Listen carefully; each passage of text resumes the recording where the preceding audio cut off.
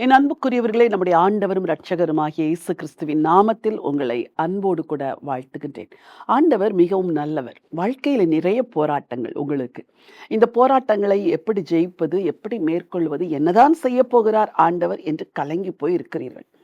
உங்கள் கலக்கம் காரணம் உள்ளதுதான். ஆனாலும் இந்த போராட்டத்தில் தேவன் எப்படி விடுதலை தருவார்? இதற்கு எனக்கு என்ன நம்பிக்கை இருக்கிறது என்று கலங்கிக் கொண்டிருக்கிற உங்களுக்கு ஆண்டவர் இன்றைக்கு ஒரு வசனத்தை கொடுக்க விரும்புகிறார். மீகா தீர்க்கதரிசன புத்தகம் 5ஆம் அதிகாரம் 9வது வசனம். உன்னுடைய கை உன் விரோதிகளின் மேல் உயரும், உன் சத்துருக்கள் எல்லாரும் சங்கரிக்கப்படுவார்கள்.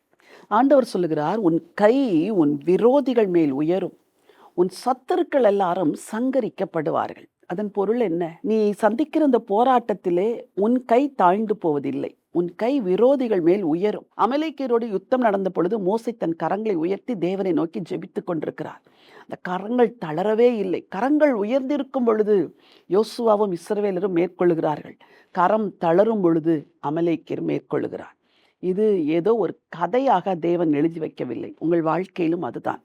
நீங்கள் ஜெபங்களை உயர்த்தும் பொழுது, தேவனை அண்டிச் சேரும் பொழுது, ஜெபத்திலும் உபவாசத்திலும் கர்த்தரை தேடும் பொழுது, உன் கை உன் சத்துருக்கள் மேல் உயரும் என்று ஆண்டவர் சொல்கிறார். உன் சத்துருக்கள் எல்லாரும் சங்கரிக்கப்படுவார்கள். சத்துருக்கள் என்பது இங்கே மனிதனை குறிப்பதல்ல. மனிதர்களுக்கு பின்னாக இருந்து கிரியை செய்கிற அந்தகார கிரியைகள். நீங்கள் காணக்கூடாத விதத்தில் உங்கள் குடும்பங்களிலே கிரியை செய்கிற பிசாசின் செயல்பாடுகள். கர்த்தர் அந்த எல்லா சத்துருக்களையும் சங்கரித்து போடுவார் என்று நீங்கள் விசுவாசிக்க வேண்டும்.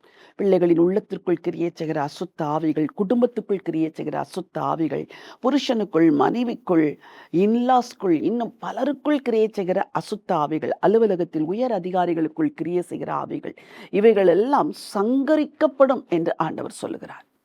மீகா சொன்ன இந்த தீர்க்க தரிசனம் உங்களுக்குரியது.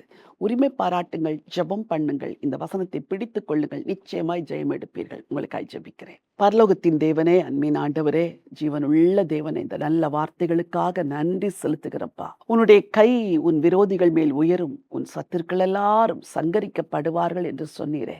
உங்க பிள்ளைங்க வாழ்க்கையில என்னென்ன போராட்டங்கள், பிரச்சனைகளை சந்தித்துக் கொண்டிருக்கிறார்களோ, அவருடைய கை விரோதிகள் மேல் உயரட்டும், சத்துருக்கள் எல்லாரும் சங்கரிக்கப்படுவார்களாக. இன்றைக்கு அவர்கள் காண்கிற எகிப்தியனை இனி ஒருபோதும் அவர்கள் காணக்கூடாது. அப்படிப்பட்ட ஒரு ஜெயத்தை உடைய பிள்ளைகளுக்கு தர வேண்டும் என்று சொல்லி நான் ஜெபம் பண்ணுகிறேன். ஜெயத்தை கொடுத்து கிருபையாய் நடத்துங்கப்பா, ஆசீர்வதிங்க. ஆண்டவர் இயேசுவின் நாமத்தில் பிதாவே, ஆமென். பிரியமானவர்களே, உங்கள் கை விரோதிகள் மேல் உயரும், உங்கள் சத்துருக்கள் எல்லாரும் சங்கரிக்கப்படுவார்கள்.